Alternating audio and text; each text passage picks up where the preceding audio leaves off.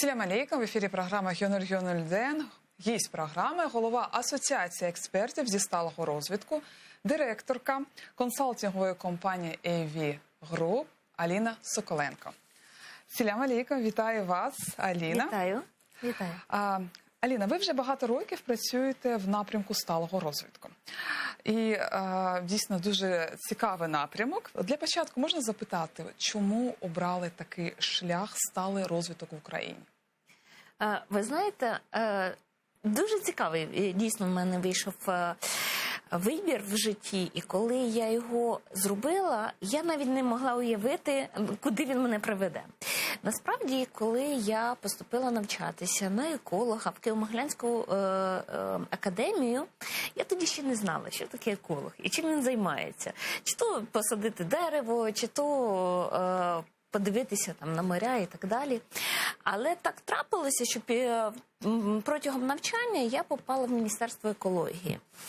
І Міністерство екології, воно також спрямувало свій напрям і показало міжнародність, що це екологія не тільки в наука, а це ширше, це про суспільство, це про взаємозв'язки, і це взагалі набагато вище і набагато глибше. Так, і саме сталий розвиток, він спрямував мою діяльність, тому що це є охоплення трьох основних сфер. В першу чергу це екологічної сфери, в другу чергу це соціальної сфери і економічної сфери.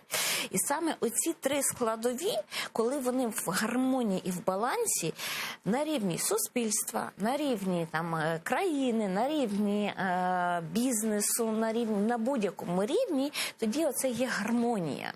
І сталий розвиток, якщо говорити звичайною мовою, це розвиток, коли сьогоднішнє покоління так задовольняє свої потреби, і при тому, при всьому, майбутнє покоління також зможе задовольнити свої потреби. Тобто, що ми не вичерпаємо запаси нашого майбутнього покоління. Це про взаємодію сьогоднішнього і майбутнього покоління. Угу. А на які цінності спирається сталий розвиток? Звісно, можна багато говорити про сталий розвиток. На сьогоднішній день дуже поняття таке поширене, і багато хто говорить про 17 цілей. Що таке 17 цілей? В першу чергу це є виклики людства, які на сьогоднішній день стоять перед ним. Це подолання бідності, це освітні питання, це інфраструктурні питання і так далі. Тобто визначено 17 основних цілей, які поставлені перед людством, щоб їх досягнути. Так, і сталий розвиток тому сприяє. Тому в першу чергу, якщо говорити в цілому, це дійсно про баланс взаємовідносин, саме екологічності, соціальності, економічності в усіх проявах. А давайте про приклади. Наприклад, я не дуже розумію, як він працює, як працює сталий розвиток. Якщо ми зараз приведемо приклади. По-перше, сталий розвиток він не може існувати десь окремо від чогось. От, наприклад, візьмемо країни, на прикладі країн. Ви знаєте, є прекрасні країни, я не говорю наразі про Україну, це чудова країна, але ми будемо говорити про скандинавські країни, так звані зелені країни. Це яскравий приклад, де принципи сталого розвитку є на дуже високому рівні. Ці країни, в них дуже висока соціальна підтримка. В них дуже гарна економічна підтримка. І вони, в першу чергу, опікуються навколишнім середовищем. І люди в цих країнах, вони більш забезпечені в соціальному плані. Так? В них трішечки інший підход до ведення економіки в цілому. Наприклад, коли формується загальна стратегія держав, чи то Норвегії, так, ви знаєте, чи це найзеленіша країна, чи то Канади, так, то в них принципи сталого розвитку є на рівні державотворення. Так, це є основа стратегії розвитку країни. І ми не один раз там чуємо про те, що, наприклад, Норвегія переходить на електромобілі, і це обов'язково. Зараз ви не приїдете на автомобілі на дизтопливі чи бензинові. Так, тобто вони свідомо йдуть до того, щоб зберігати ресурси планети і, відповідно, забезпечувати свої майбутні покоління кращим життям. Так, оце є сталий розвиток в дії, на прикладі країни. Так само можна повернутися, наприклад, компанії. Так? Якщо ми говоримо, наприклад, про звичайну компанію, то що дає їй сталий розвиток? В першу чергу, це уміння управляти своїми ресурсами, якщо це стосується екологічної сфери. Допустимо, представимо, що компанія – це така собі коробка. Да? І щось заходить в неї, і щось виходить. Заходять ресурси, а виходять продукти, послуги, відходи і так далі. І чим краще компанія управляє цими ресурсами, які до неї заходять, тим краще в неї виходить продукт, і його собівартість, відповідно, буде зменшуватися, а доход компанії збільшуватися. Таким чином, капіталізація компанії буде підніматися. Це з однієї сторони. Да? Якщо ми говоримо про екологічну складову, це вміння управляти саме екологічними факторами. І в той самий час це дозволяє компанії зменшувати негативний вплив на навколишнє середовище. Зменшувати відходи, зменшувати ресурсоспоживання води, енергетики і так далі. Так? Інша складова – це соціальна складова.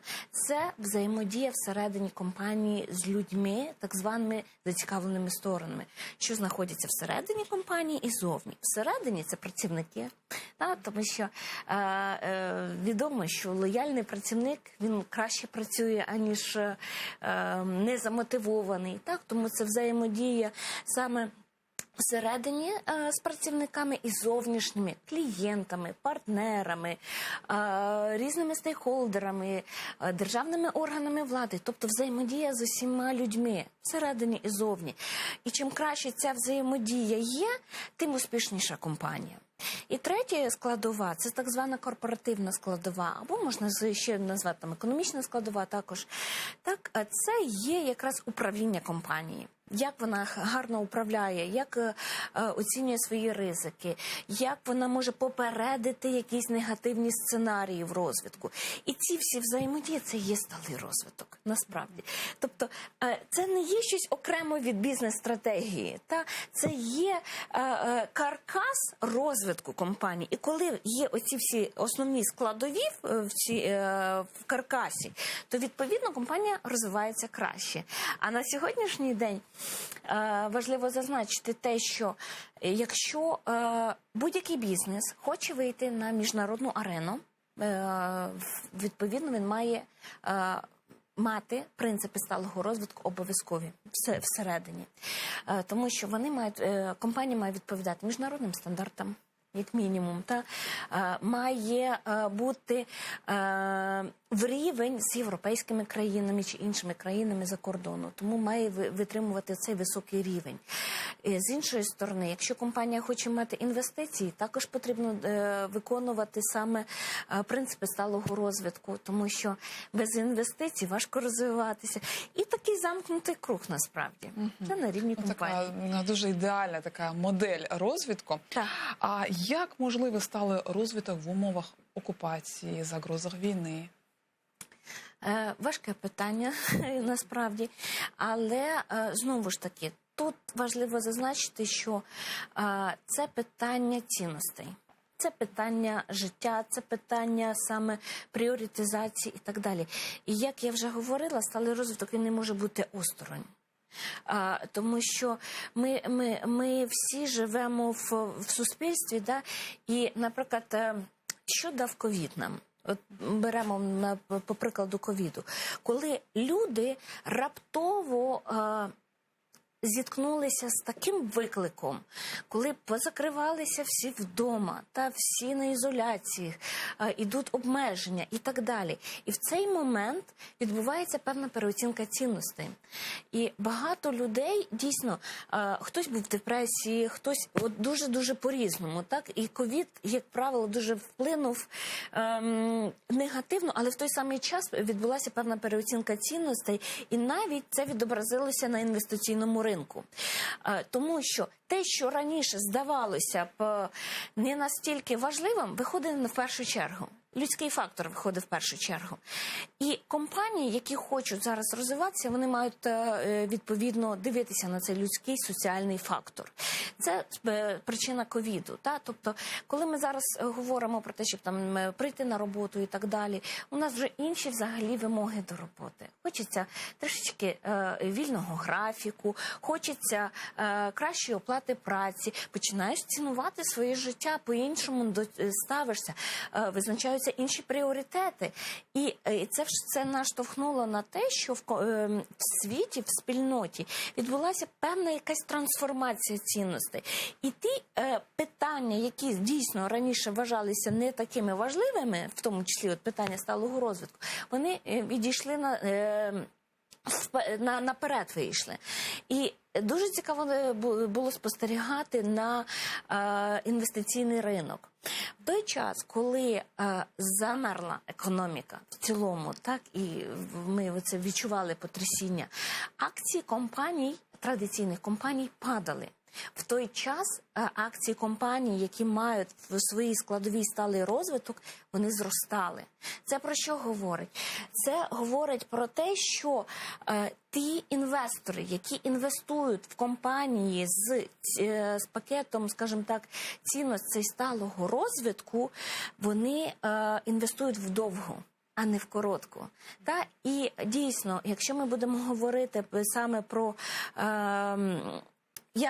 куди інвестувати, то компанія, яка фіксується лише на фінансових показниках, вона показує коротку стратегію.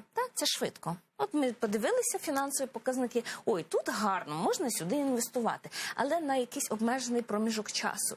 Але якщо ми хочемо інвестувати вдовго, щоб залишити наші кошти нащадкам, ми будемо вибирати компанії, які стабільні, які стійкі, які мають принципи сталого розвитку. Тому це під час пандемії ковід. Так само відбувається і в важкий час саме з окупацією і так далі. Тому що це ті самі принципи, це та сама людяність, це ті самі соціальні принципи. І якщо ми хочемо і думаємо про наших нащадків, ми маємо сьогодні правильно робити свій вибір. Угу. Ви також є міжнародним експертом. А є якісь от такі глобальні завдання в цьому напрямку? Звісно. Як я говорила, це в першу чергу весь світ визначив для себе так звані 17 цілей. Викликів 17 цілей глобального договору ООН. Раніше їх було 8, це називалися цілі тисячоліття, сьогодні їх 17. Це тоді, коли світові уряди об'єдналися і визначили, які пріоритети, які завдання стоять перед людством. І всі вирішили на тому, що потрібно робити вагомі внески для того, щоб зустріти ці виклики. І, відповідно, їх мінімізувати, внести свою лепту і так далі. Тому з приводу 17 цілей, звісно, перша ціль – це подолання бідності. Є також, що стосується здоров'я, є цілі збереження суші, є біорізноманіття, зміни клімату і так далі. Тобто всі нагальні проблеми, в тому числі економічні, зокрема, 8 ціль щодо економічного зростання. Відповідно, ці всі цілі визначають дійсно пріоритети розвитку на сьогоднішній день людства. Що буде пізніше, ми подивимося, чи буде їх менше, чи буде їх більше, але вони будуть одні і ті ж, плюс-мінус. А чи може Україна вигідно скористатися кліматичними змінами? З приводу кліматичних змін. Знову ж таки, на сьогоднішній день відбувається питання, саме що стосується кліматичної політики, воно, напевно, можна так сказати, що отримало найбільшу увагу. І це сприяло також, що ми були свідками саме конференції у Глазго, кліматичної конференції, де об'єдналися всі країни, щоб зустріти цей виклик, і знайти рішення з приводу зменшення викидів СО2. Тому що перше, що загрожується, звісно, це глобальні зміни клімату, що пов'язані з зміною температури. І раніше була Паризька угода, наразі підписано ряд надзвичайних різних програм, планів і так далі, що стимулюватимуть зменшення саме викидів СО2, тобто це утворення парникового ефекту. І з цим пов'язано також геополітичні питання. І не менш важливі питання, що пов'язані з енергетичними питання. От на сьогоднішній день енергетична криза, знаєте, це як такі противага кліматичні питання, енергетичні питання. Чому саме так? Тому що відомо, щоб зменшити викиди СО2, потрібно переходити на альтернативні джерела енергії і не використовувати викопне паливо. А викопне паливо – це у нас що? Це, звісно, вугілля, це у нас газ. В той самий час в Європі і взагалі по світу зараз є величезне питання з приводу енергетичної кризи. І тоді, коли всі збираються на конференції у Глазго обговорити про те, що як же ж ми будемо стимулювати розвиток альтернативної енергетики, як ми будемо переходити на відновлювання джерела енергії, і що для цього потрібно зробити, в той самий час Євросоюз вирішує, а можливо газ ми визначимо як зелену енергетику. І буквально через пару тижнів починаються питання з приводу ядерного топлива. Можливо, його також включити в зелений перелік. Це до чого? Те, що потрібно шукати певні якісь компромісні рішення, тому що знову ж таки, газ – це викопне паливо, і воно не може бути альтернативним в будь-якому випадку. Але, можливо, він може бути перехідним періодом між вугіллям і до альтернативної енергетики. Тому от питання саме зміни клімату, вони виходять вже в той план, коли визначають стратегію розвитку країни, зокрема України в тому числі. Коли Україна поставила на меті також йти до карбонової нейтральності, стратегія. Це про що? Це про те, що країна бере зобов'язання на себе до 60-го року зменшити викиди СО2, тобто бути карбоново-нейтральною. Відповідно, це ідуть зміни повністю всіх галузей, всіх індустрій, оскільки ми не зможемо використовувати вугілля, ми не зможемо використовувати старі технології. Тобто ми маємо моніторити саме скільки є викидів у нас в цілому в країні на рівні держави, на рівні бізнесу, на рівні окремих компаній. Це йде повністю стратегія кліматична, пронизується через всі міністерства, через всі інфраструктури, через всі індустрії і визначає свої пріоритети розвитку. Дуже цікава тема і дуже складна. А от що стосується газу, щодо газу, його можна вважати зеленою енергетикою? Почнемо з того, що газ, в першу чергу, це викопне паливо. А зелена енергетика по своїй таксономії – це та енергетика, яка отримується з вітру, з сонця, геотермальна і так далі. Тобто це не викопне. Викопне паливо, в першу чергу, воно є кінечне, скінчаємо. А відновлювана енергетика, вона безкінечна, тобто вона постійно оновлюється. Тому газ на сьогоднішній день з приводу газу дуже багато суперечок. Якщо говорити, чи він зелений, дивлячись У відношенні до чого? Тому що, знову ж таки, відповідно до нової таксономії ЄС, вони розглядають варіанти про те, щоб газ внести до зеленої енергетики. Але в тому випадку, якщо будуть новітні технології при його використанні, при його далі очищенню і так далі. Але він викидає все одно СО2. Ну, тобто будуть викиди. Так, навіть якщо ми поставимо найкращі фільтри і так далі, сам принцип буде порушений. Але як перехідний період можливо. Тобто і також Євросоюз, зокрема, і аргументує, що як перехідний період до альтернативних джерел палива він можливий. Але знову ж таки, якщо ми повернемося до альтернативних джерел палива, то на сьогоднішній день немає жодної країни, яка би повністю використовувала тільки альтернативні джерела палива. Чому? Тому що, наприклад, якщо ми беремо сонце, да, і беремо сонячні панелі, вони потребують дуже багато території, насправді. А акумуляторів на збереження, скажімо так, саме енергії, тому що це є частотне, немає достатньої кількості. І тим більше, що акумулятори також потрібно утилізовувати і їх кудись дівати. Що стосується вітра, так само вони потребують дуже великої території. Якщо, наприклад, взяти Україну в цілому, то у нас дійсно був великий стрибок попередні роки до переходу до альтернативних джерел енергії. Але знову ж таки, загальна їхня кількість становить менше 10%. Ну, тобто, а ми вже їдемо і дивимося поля всі в сонячних панелях, є вітраки і так далі. Тому тут таке питання. Тобто електрична енергія вироблена з інших ресурсів, так? Я так розумію. Так. З інших ресурсів, то тоді можна робити електричну енергію з інших ресурсів,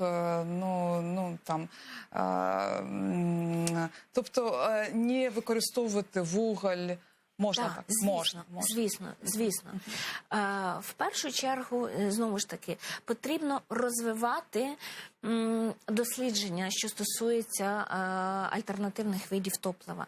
Чому? Тому що навіть ті ресурси, які ми маємо на сьогоднішній день, потенціал їх повністю не вивчений. Так? Знову ж таки, вони потребують з однієї точки зору багато площі.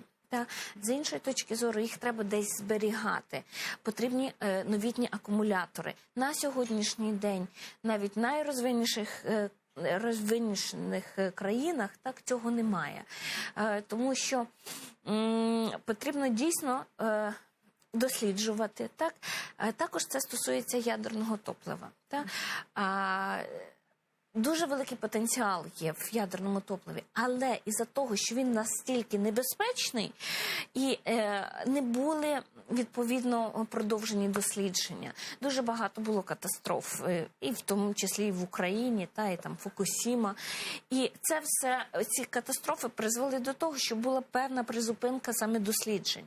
І на сьогоднішній день, щоб відмовитися від викопних джерел палива, потрібно зосередити максимальну кількість на дослідженнях, що стимулюватимуть розвиток альтернативних джерел енергії.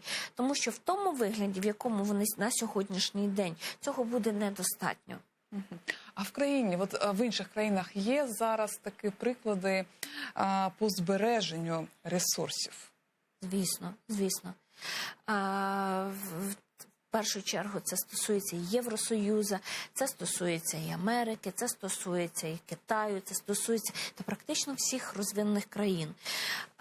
Знову ж таки, чому це так стосується? Якщо ми навіть подивимося зараз на Америку, так?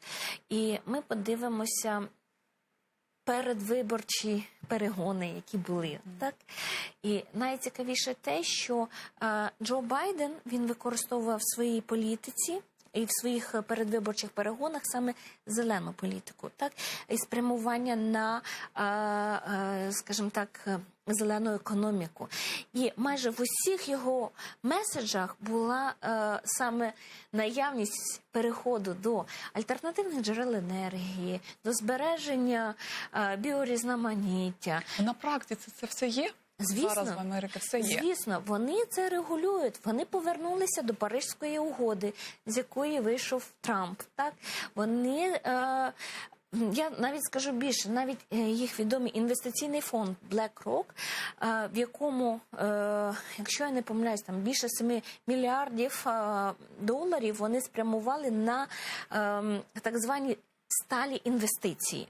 Тобто це ті інвестиції, які мають свої складові саме оці принципи сталого розвитку, замість традиційного. І це те, що я на початку говорила, що є різниця між компаніями, які в своєму портфоліо мають традиційний пакет, так, традиційний, і ті, які мають в своєму портфоліо так звані принципи сталого розвитку. Їхні акції дорожчі. Тобто ті компанії, які сталість вшивають в свою стратегію, вони коштують дорожче. Вони вигідніше. І саме інвестиційні фонди Америки це зрозуміли. І наразі, якщо вони хочуть кудись інвестувати, вони будуть вибирати бізнес, саме сталий бізнес.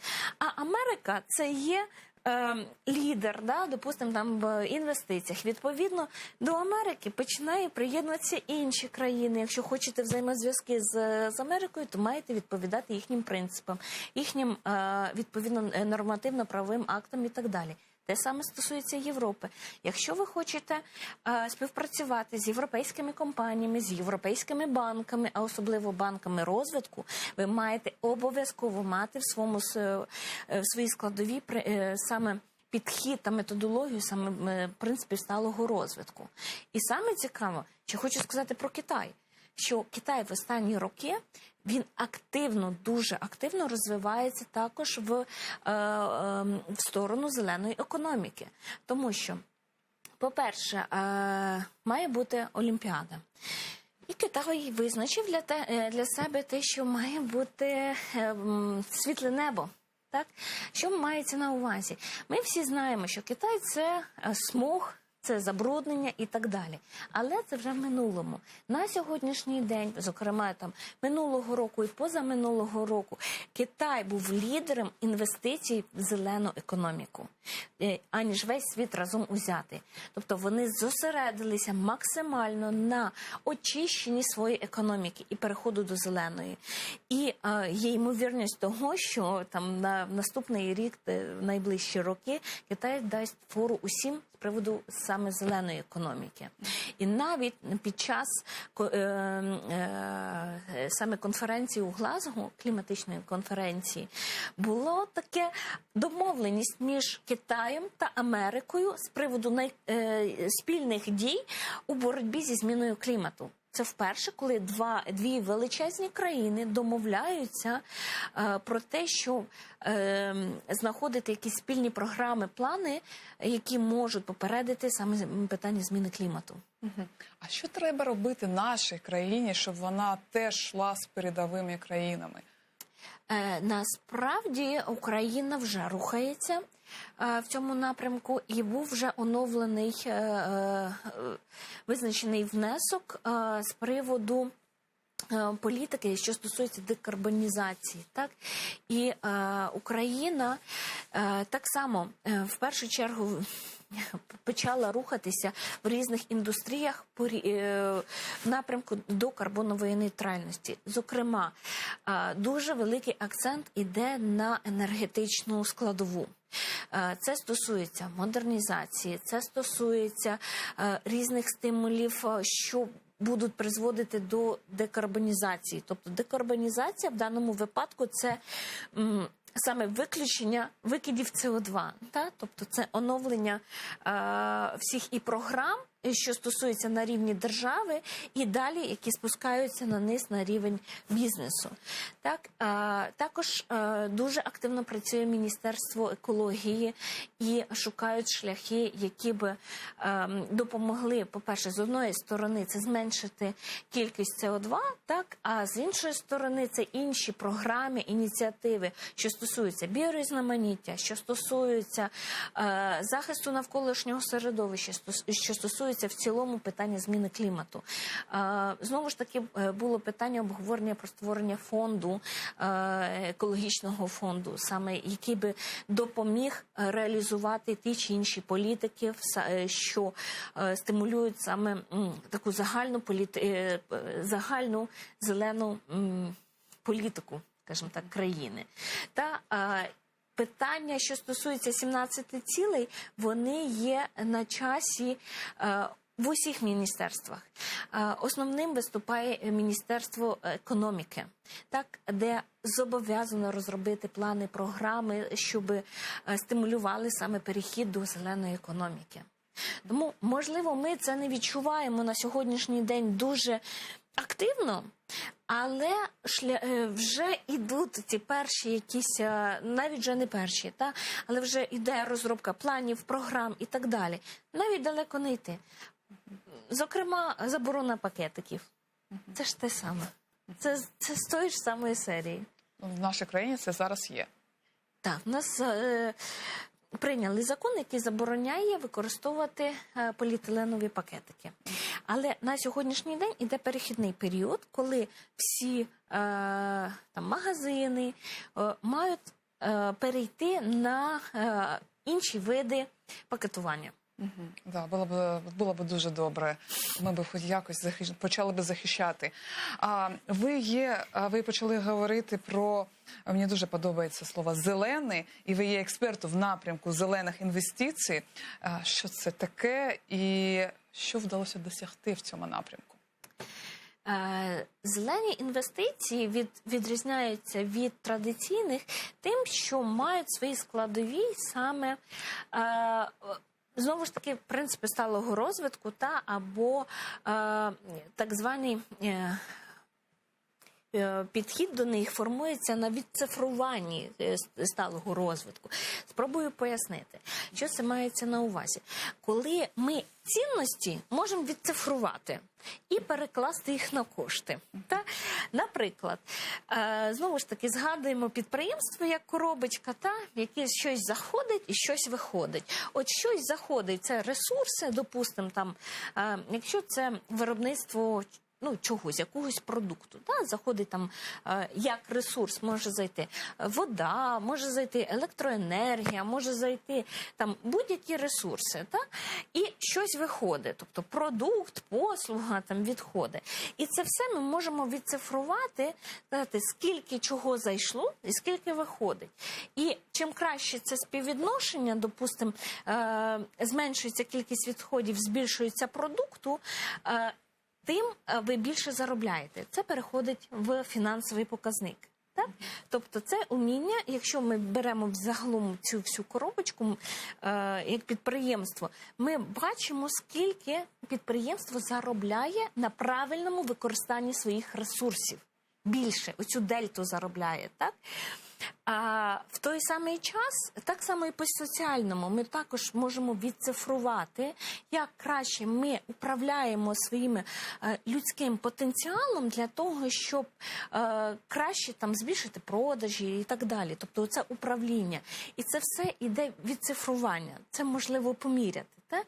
І зелені інвестиції, вони саме допомагають визначити пріоритети розвитку компанії чи країни і так далі, куди потрібно направити свої зусилля. Якщо ми беремо традиційну компанію, то традиційна компанія, вона працює як працює, і оцю додану вартість вона опускає.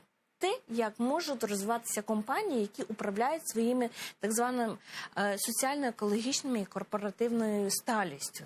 Якщо вони цим управляють, то відповідно вони додають собі додану вартість. І це так зване є ця межа сталості, зеленості, чи зелених інвестицій.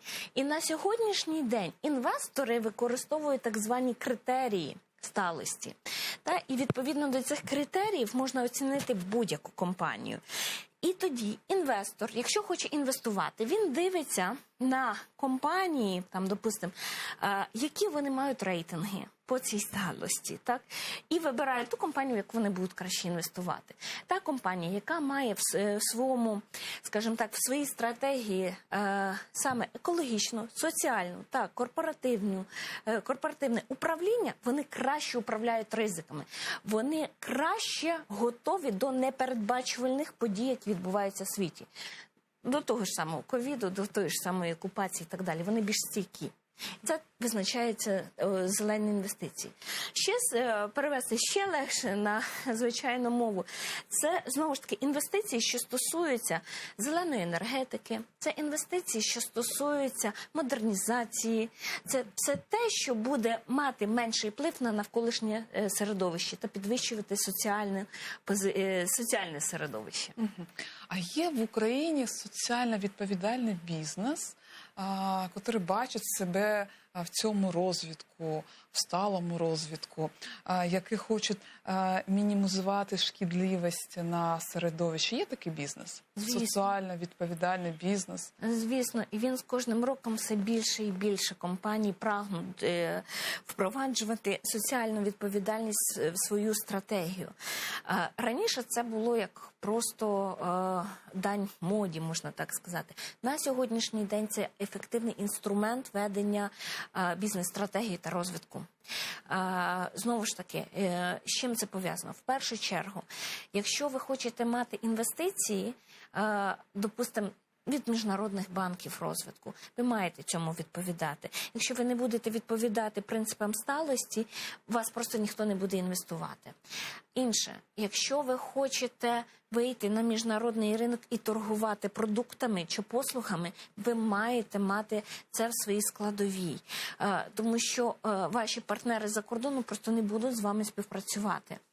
Далі, якщо ви хочете розвивати свій бізнес і відкривати якісь нові можливості, нові напрямки, там, диверсифікувати бізнес, вам також потрібно дивитися саме в сторону сталості, тому що відкрити новий традиційний ви можете, але якщо ви хочете мати перспективний, вам треба шукати альтернативи.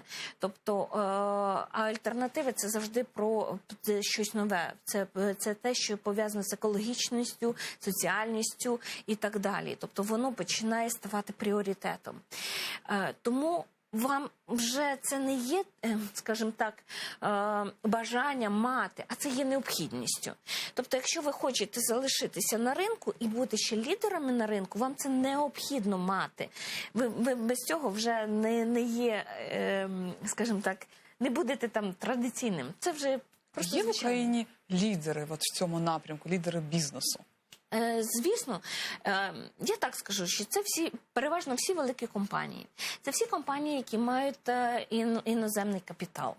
Так, особливо європейські. Вони всі пов'язані зі сталим розвитком. Так, якщо, скажімо так, якщо у компанії є міжнародні інвестиції, особливо це стосується банків розвитку, то в будь-якому випадку це є вимога мати ці інвестиції, впроваджувати принципи сталого розвитку. Тому тут дуже легко це все поміряти. Дійсно, якщо компанія велика, вона представлена на міжнародному ринку, вона має міжнародні інвестиції, то це 100% вона буде розвивати принципи сталості і впроваджувати їх в поточну діяльність, операційну діяльність. А як ви вважаєте, потрібно проводити тренінги, щоб готувати бізнес, суспільство до сталого розвитку? Обов'язково. І я вважаю, що це, напевно, саме ключове. Чому? Тому що, знову ж таки, питання сталого розвитку, воно сьогодні на слуху, і кожен вносить в це поняття своє розуміння. Якщо ми говоримо, допустимо, про державотворців, вони мають своє на увазі, коли говорять про сталий розвиток. Якщо ми говоримо про інвесторів, вони також це сприймають зі своєї точки зору. Там відцифрування, да, куди краще інвестувати і так далі. Тобто в них інша своя думка. Якщо ми звернемося до компанії, там інша думка. І у кожного буде своє. Хтось сприймає сталий розвиток, як, наприклад, висадка дерев. Ну, це ж гарне, благо діло, так? Давайте висаджувати дерева. Але ж їх також потрібно висаджувати правильно. Допустимо, не можна засаджувати там степи. Да? Тобто це має бути правильна політика і так далі. І це є як ініціативи.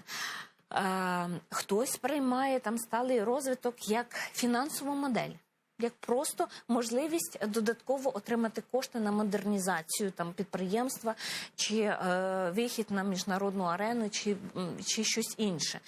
І хтось це сприймає просто як філософія свого розвитку персонального. От, зокрема, я скажу так, що для мене сталий розвиток – це є дійсно гармонія із собою, в першу чергу, зі своїми принципами, цінностями, тому що це про те, що робити те, що не буде суперечити з собою, так? Це розвивати свою діяльність, зокрема асоціацію експертів зі сталого розвитку, але в той самий час допомагати розвиватися людям в цій організації. І оце сталість для мене. Так? Тому дуже важливо, коли вести саме просвітницьку програму і пояснювати, що в першу чергу це філософія, це про цінність, яка може потім капіталізувати вас. Може капіталізувати вас особистісно, може капіталізувати вашу компанію, може підвищити капіталізацію країни і підняти репутацію. Так? І це дуже важливо, щоб всі спілкувалися однією мовою. А як ви вважаєте, а середній бізнес готов до таких порад? Я думаю, що так, якщо правильно знову ж таки комунікувати. І от тут дуже необхідне навчання.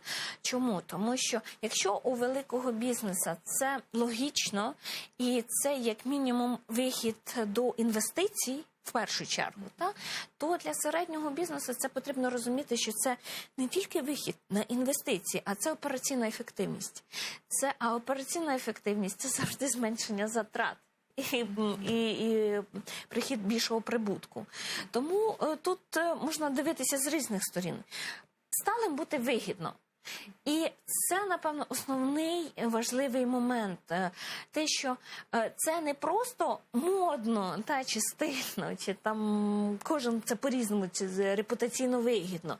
А це в першу чергу вигідно саме вміти використовувати правильно ресурси. Навіть перейдемо банально, там, приходячи додому, ми включаємо там світло і так далі. Ми ж його виключаємо і економимо.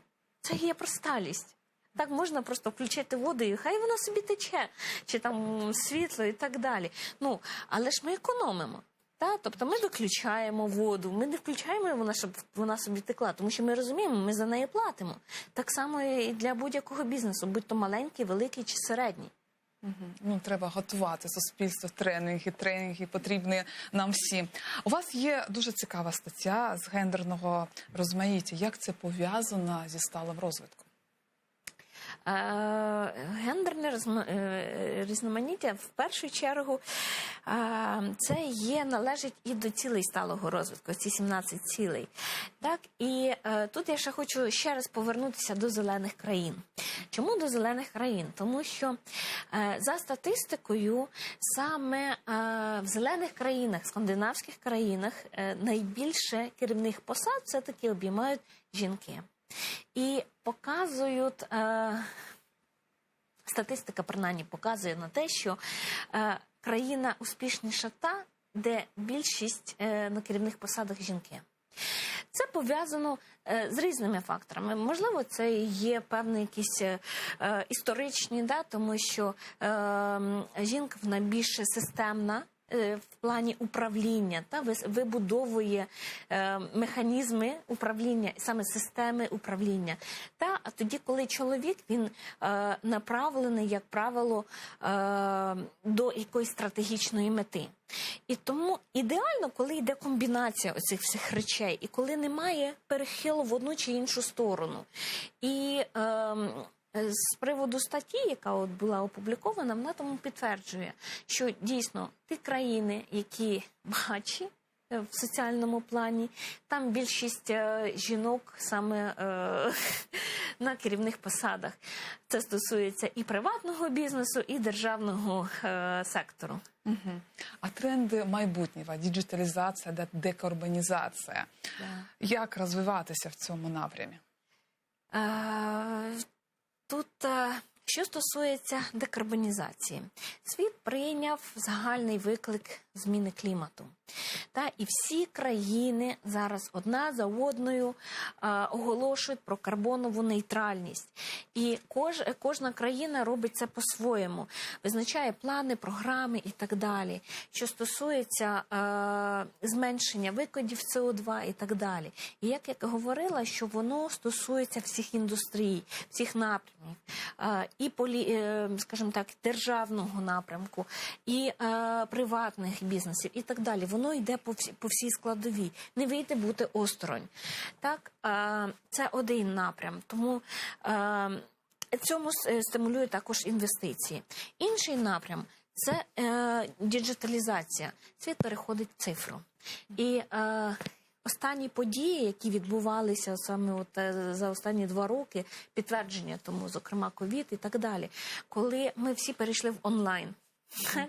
І, відповідно, тут з'являються нові тренди. А тренди завжди підтримують хто? Інвестор. Якщо інвестор починає інвестувати вперше в технології, що підтримують зменшення, скажімо так, впливу на зміни клімату, в зелену економіку, це один тренд, а інший тренд – інвестор починає підтримувати саме цифрові рішення. Це підтримка різних цифрових площадок, знову ж таки, що пов'язано з біткоїнами, мемекоїнами і так далі. Тобто, це є трендовість, куди рухаються кошти, чи то в зелену економіку, чи то в діджиталізацію, то визначає пріоритети і цінності на сьогоднішній день покоління, яке визначає наш рух. А діджиталізація і, знову ж таки, екологізація пов'язана ще й з зміною поколіннями. Тому що сучасне покоління, зокрема Z-покоління, у них принципи і трішечки інші від попередніх поколінь, тому що ціниться свобода, ціниться саме збереження навколишнього середовища, цінується самі метасвіт так званий, тобто міняються пріоритети, міняються цінності, і відповідно ми маємо відповідати на них. А які нам зараз потрібні лідери, щоб успішно розвивався сталий розвиток? І у нас було дійсно лідери, щоб наша країна стала передовою. Які нам повинні? В першу чергу це лідери, які самі дотримуються принципів сталого розвитку, які вірять в це, які живуть цим. І це в першу чергу дійсно це філософія, які дотримуються цього самі. І якщо ти віриш сам, ти переконаєш будь-кого. І тому лідери мають дійсно вірити в те, що вони говорять, і робити ті кроки, які необхідні від них. Тому що за лідерами йдуть інші, і наслідують їхнім прикладам. І саме лідер має вірити, має говорити, правильно говорити, переконливо говорити. Тільки в тому випадку він це буде говорити, коли він буде сам це робити. От ви є лідеркою, ви директорка консалтингової компанії AV Group. Що вдалося досягти за ці роки? Я пишаюся тим, що вдалося досягти, тому що дійсно ми співпрацюємо як з бізнесом, так і з державою в підтримку соціально-екологічних програм. І чому я багато сьогодні про бізнес говорила? Тому що в першу чергу нашим завданням було допомогти бізнесу відкрити можливості в сфері сталості і показати ці можливості, що бізнес може бути соціально відповідальний не на бумазі, а реально і заробляти на цьому. Що бізнес може підвищити свою капіталізацію, будучи сталим, зменшуючи свій негативний вплив на навколишнє середовище, покращуючи соціальне середовище, збільшуючи економічну складову. І за нашу діяльність у нас було багато українських компаній, багато якісь на сьогоднішній день перші в списках Forbes. І це чудово, це прекрасно. Які компанії? Розкажіть, мені дуже цікаво, які компанії у нас такі досягли успіху? В нас дуже гарні компанії, що працюють в логістиці. Та, зокрема, це і Нова пошта, яка взяла свій курс на саме сталість. Це компанії агросектору, які дуже активно розвиваються. І їм це є дуже важлива складова, тому що не тільки як вихід на інвестиції, а це використання сталих рішень в їх поточній діяльності. Це органічне землеробство, це є точкове землеробство, це є перехід на альтернативні види топлива і так далі. Це, крім цього, ще багато компаній, що стосуються відновлювальних джерел енергії. Так, це як українські компанії, так і міжнародні компанії, які працюють в Україні, що пов'язані з вітровою енергетикою, сонячною енергетикою і так далі. Всі компанії, які до нас, зокрема, приходили, вони приходили з запитом допомогти побудувати системи управління. Системи управління в соціальній сфері, в екологічній сфері чи корпоративному управлінні. Хтось приходив з іншим запитом, наприклад, допомогти вийти на IPO, тобто вийти на біржу, використовуючи саме принципи так званої ESG-стратегії, це соціальної, екологічної та корпоративної. І допомогти впровадити оцю сталість в їх стратегію розвитку, в їх поточну діяльність і відцифрувати. І коли ми бачимо результати компаній, коли вони збільшують свою діяльність, коли вони кращі, це просто надзвичайно. І це дійсно, напевно, про лідерство цих компаній в своїх секторах. Мені дуже приємно, що Україна в цьому напрямку розвивається. Це дуже добре. І головна тема наших всіх ефірів – це, звичайно, Крим. Крим. Чи може ідея сталого розвитку стати частиною деокупації? Так, я думаю, що так. Це в першу чергу дійсно про цінність і про людяність, і про взаємозв'язки. Взаємозв'язки в усіх секторах. Так? І коли ми говоримо про Крим, так, це невід'ємна складова. І як би ми не дивилися на все, що відбувається, тому що дуже неоднозначно. Я не можу сказати, що це лише в Україні. Це в усьому світі відбуваються оці, знаєте, такі рухи нестабільності. В когось більше, в когось менше. Але саме єдина цінність – це люди, це є планета, вона може об'єднати, вона дійсно об'єднує.